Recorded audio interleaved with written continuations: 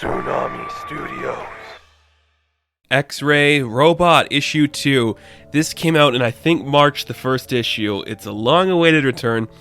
I, for one, really enjoyed the first issue of this book. It's colorful, it's vibrant, it's classic science fiction. If you're interested in that, I highly recommend checking out the first issue. So this is going to be a quicker review than I think a lot of people will be expecting from me on this channel, just because there's not much to talk about here. So we ended last issue. The robot that now has the brain of Max is in the present day. He's ushering the team to come with him into the future. It's Max, Marnie, I can't remember the other scientist's name. They all join him into this future because they realized their efforts that they do here today, using the robot to travel through different dimensions and different periods in time, it works, and they become kind of these people that go through time and they stop certain events from happening. So we see, like, they stop the assassination of JFK, they kill Hitler. In some versions, they use it to get rich and make money, so then they strike oil, they become rich.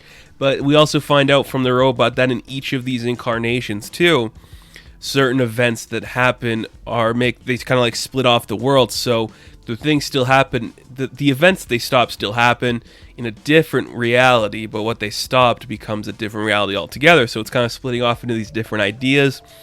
And as they're doing this, and as they've been exploring this for a long time, like, we realized the robot's been trying to find his way back to them for like centuries, like 300 years, they said. There is a creature called the Ultimate Nihilist, or the Ultra Nihilist, which is, what a great name. That's got to come back to be like something to Hitler or something. I don't know, we'll see.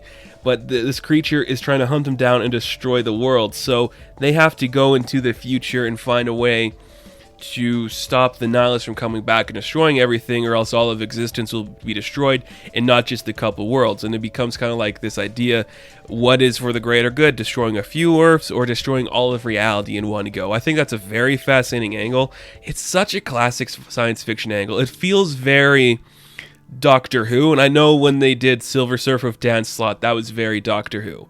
But the Allreds here, this is such an interesting concept. It's so fun. The colors in this book are phenomenal. Like, every single shot, every single page, it's so colorful, it's so vibrant, it's classic Allred with this really cool aesthetic. I absolutely love their artwork. I enjoy it so much. It's so beautiful to look at. I seriously enjoy it. Like, every time the robot's on there, every time the doctors are running around, it's really cool. I really do like this book. It's so vibrant and so cool. So we got our team going to the future to stop the Ultra Nihilist, and I think that's really fun and exciting. There's a nice moment where they're trying to realize if they can trust the robot, because they don't know if he's real or maybe he's part of the Nihilist thing. So the robot tells them secrets about everyone. He's like, oh, doctor, I remember the first day we met at the library and what book you were checking out. Marnie, I remember the song you sang when we first met and you were playing in your car. And he's like to Max, I remember the dream we had with our son dying in a nuclear holocaust. And it's like, was that actually a dream? And of course the robot is like, I can't tell you if it is or not. It's something that happened. I cannot tell you any secrets.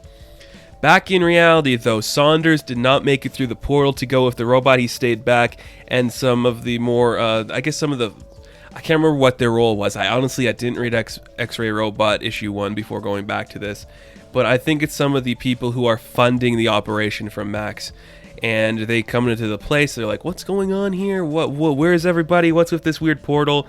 And as they're having that conversation, the Nihilist walks through and takes the man. And then the woman's like, oh my god, my husband, come back. How are we going to get him? And as that's happening, the lab is destroyed. So we see it catch fire, so they have to escape from there. And they're just like, shit, how are we going to do this now? So we end off, the lab is destroyed. The robot is like, if everything goes according to plan, I will never see any of you guys again. So you're going to go to these distinct locations throughout time and space. You are going to stop breaking off the realities before it happens, so reality doesn't collapse and the ultimate nihilist doesn't exist. And I'm like, this is so cool. This is such a classic science fiction thing. And what better way to see like a really tropey science fiction story than through the lens of the Allred creative team? This works so well for them. The colors are so cool. The costumes are so unique. Everything looks great. I really would love to see this as a television show. But until that happens, X-Ray Robot issue 2 has satisfied my need for classic sci-fi in this B-list pulpy feel. It's so cool, it's so fun. I cannot wait for more of this. I hope it comes out on time again. They're saying issue 3 will be October 28th, and we'll definitely be doing reviews of them again. So, X-Ray Robot issue 2, I'm going to give a 7 out of 10. So thank you guys so much for watching this video. Be sure to like and subscribe to the channel. As always, you can check me out on Instagram, Patreon, Twitter, all that good stuff. And I'll catch you in the next one. Have fun, stay safe, good luck.